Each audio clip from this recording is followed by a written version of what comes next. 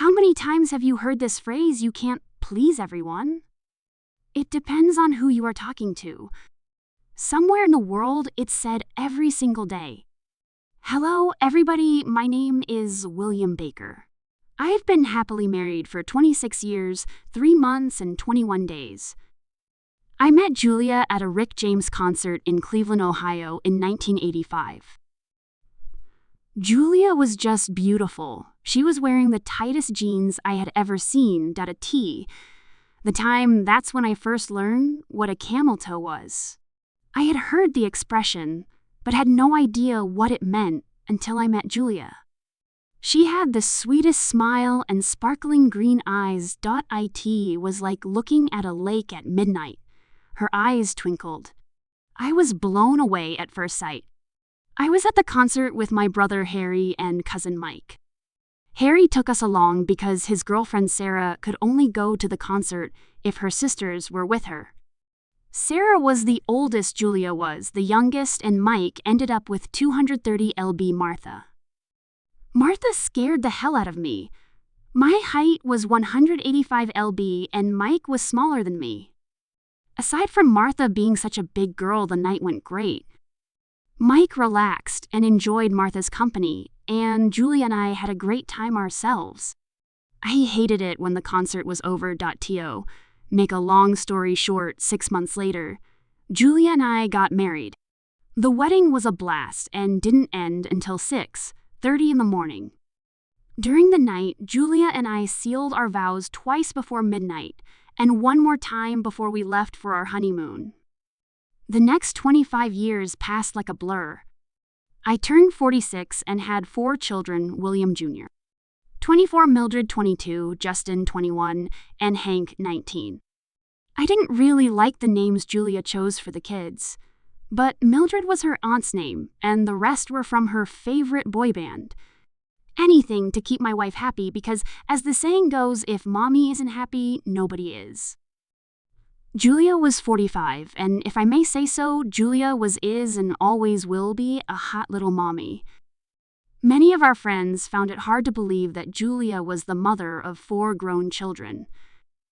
What they didn't know was that Julia was a certified health nut.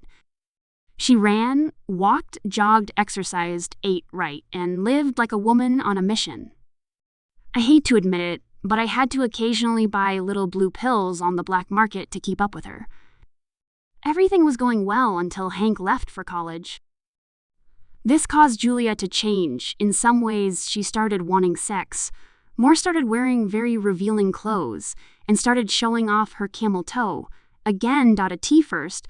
I thought she was getting sexier for me, until I saw her on her way to work in a black micro miniskirt. Something was going on here, and I was going to find out what it was.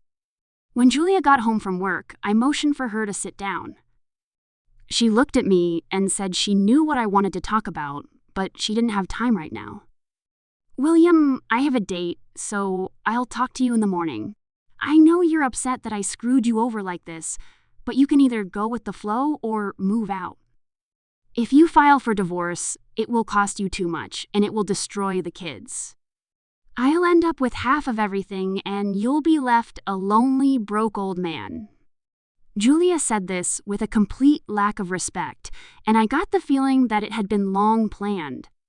For the past few years, Julia has shown signs of a lack of respect for me. Most people think that if you speak softly, you must be some old wimp. I guess my need to keep my cool was just wearing me down, but this was something else entirely. Julia must be out of her mind if she thinks she's going to go out and come back like I'm just that kind of guy. You know, sitting there crying over his beer about his wife sleeping with some guy in his bed. That's me.my. Little feelings were hurt, but I can't live without her. So for the whole next year, I let her sleep with as many guys as she wanted, and then she leaves me anyway. That never happened to me. Cheat and your ass is out the door, Julia. I'm only going to say this once. If you think about me, try plan, or ever cheat on me, it will be the worst day of your life. Over the years, I've expressed my attitude toward cheating wives many times. I told you that if you tried to cuckold me, you, your lover, and everyone involved will pay. She rolled her eyes and went upstairs to the bedroom. I went to my room and called Harry. I told him everything that was going on. Harry, I was hoping this day would never come, but if she goes through with it, the plan will go into effect tomorrow.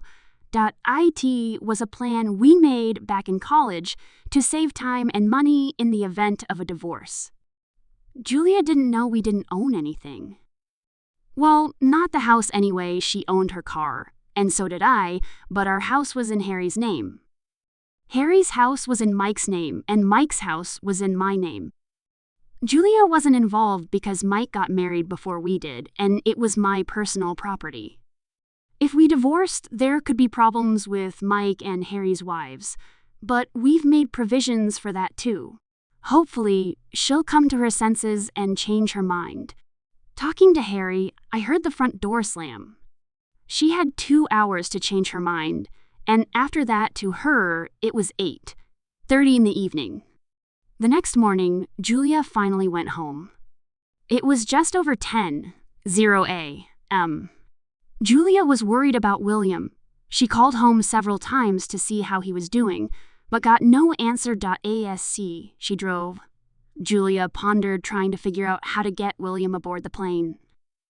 Last night was the best night of my life. I had sex with 3 young studs. My jaw and ass hurt, but I had a great fall. It was worth it.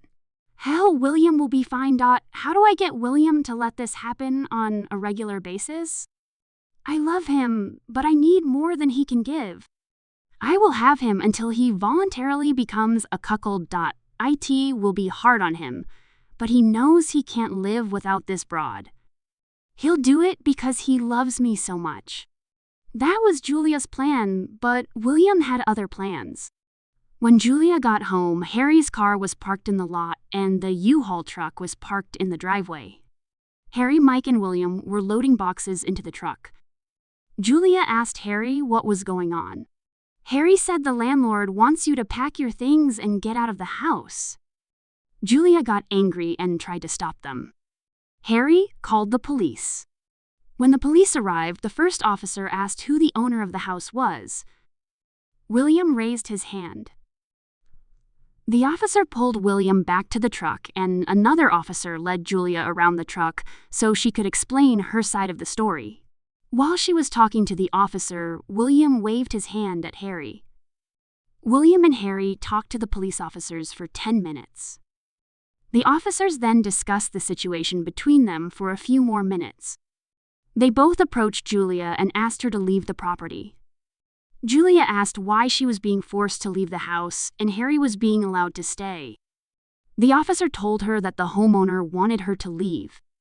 They told her it was a civil matter. It is not against the law to evict the owner, but if the time limit wasn't more than 30 days, she could sue him in small claims court. But in that time, she had to vacate the apartment, and since her name wasn't on the title or the mortgage, she had to leave. Julia rolled her eyes at William and walked away. William shouted, "Your things are going to be at your mom's house in the next 20 minutes. Julia didn't look back as far as she was concerned. William and Harry would pay for this. Julia didn't go to her mom's house. She went to Harry's house and told his wife Cindy what was going on. Cindy didn't like what Julia did, but she understood her. It seemed to her too that life was passing her by. Cindy called Harry's cell phone and told him about how things were going with William and his silly pride. Cindy informed Harry that sometimes women's lives take a turn and they might break a few rules while trying to find themselves. Harry sat and listened to his wife and then replied, "Cindy, if by breaking rules you mean spending too much money, breaking my truck, or quitting my job, and lying about it, then those are rules I can live with. But if you're talking about going out and sleeping with a few guys, then you're not the woman I married and we need to go our separate ways." Cindy thought about what Harry had just told her. Harry worked, paid all the bills, she had credit cards and access to all the money. Not to mention Harry made love to her 3 or 4 times a week, And when she started to feel old, like she was no longer sexy, Harry would come over, drop her off anywhere, available, and shake the hell out of her dot. It didn't happen often, but when it did, she felt so sexy. She was on top of them. World. They went on vacations all over the world. Cindy thought about it for about 45 seconds. How would I feel if I lost Harry? He was her rock. Sure, they had their ups and downs, but who didn't? Julia's situation was different. Julia had crossed a line that was hard to come back from. Cindy decided she wouldn't let her own insecurities dictate her marriage. She loved Harry and wouldn't let anyone, especially Julia, come between them. Meanwhile, Julia was pacing at Harry's house, fuming over the sudden turn of events. She felt betrayed and cornered. "I can't believe they did this to me," she shouted at Cindy, who remained calm and collected. "Maybe this is a wake-up call for you, Julia. You've been playing with fire, and now you're getting burned," Cindy replied, her voice steady. "Harry is right. You can't just do whatever you want and expect no consequences." Julia scoffed. "Dad, you don't understand. I was trying to find myself to feel alive again, not like I wanted to hurt anyone." "Finding yourself doesn't mean hurting others," Cindy countered. You've got to think about your kids too. They'll suffer if you keep this up."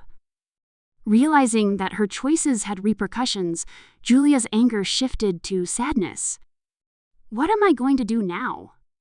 She muttered the fight, leaving her voice. Cindy softened. "You can start by taking responsibility for your actions. Talk to your kids. Show them that you're still their mother, even if things have changed." Meanwhile, William was at home feeling a mix of relief and heartache. He had always loved Julia, but her recent behavior had shattered his trust. As he sat on the couch, he wondered if he could ever go back to the way things were. Just then, the doorbell rang. It was Mildred, his daughter. She walked in, her face a mix of worry and determination. "Dad, I heard what happened with Mom. Are you okay?" "I will be, sweetheart." "Just taking things one day at a time," he replied, forcing a smile. Mildred sat next to him, her brow furrowed. "I don't want to lose Mom, but I can't believe she would do this to you. You deserve better." "I know, but we all make mistakes, and I just hope she realizes the impact of hers." William said, a lump in his throat. As the days passed, William focused on healing. He took the kids out for ice cream, spent more time at the park, and tried to keep the atmosphere light. They needed him, and he needed them. Meanwhile, Julia wrestled with her choices. She began to reflect on the life she had built and the family she had almost destroyed. She knew she had to make amends. One evening, she gathered her courage and called William. "Can we talk?" she asked, her voice trembling. "Sure. But it's going to take more than a conversation to fix this, Julia," he replied. They met at their favorite diner, the same place where they'd shared countless meals. The atmosphere was heavy, memories flooding back. "I'm so sorry for everything, William. I lost my way and I let my desires blind me," she admitted, tears welling in her eyes. William sighed. "It's not just about you, Julia. You hurt all of us. The kids are confused and hurt. We need to find a way to heal as a family." Julia nodded, feeling the weight of her mistakes. "I want to make it right. I'm committed to doing whatever it takes. I love you and the kids more than anything." They talked. They began to map out a plan: family therapy, honest communication, and slowly rebuilding trust. It wouldn't be easy, but it was a start. Back at home, the kids sensed the shift in the air. They were cautiously optimistic. Change was coming, and perhaps, just perhaps, their family could be whole again. Time passed, and with it, both Julia and William learned the power of forgiveness and resilience. They found a way to navigate the storm together, proving that love, while tested, could endure even the hardest trials. In the end, They realized that life was not about avoiding mistakes, but learning from them, growing together, and emerging stronger on the other side.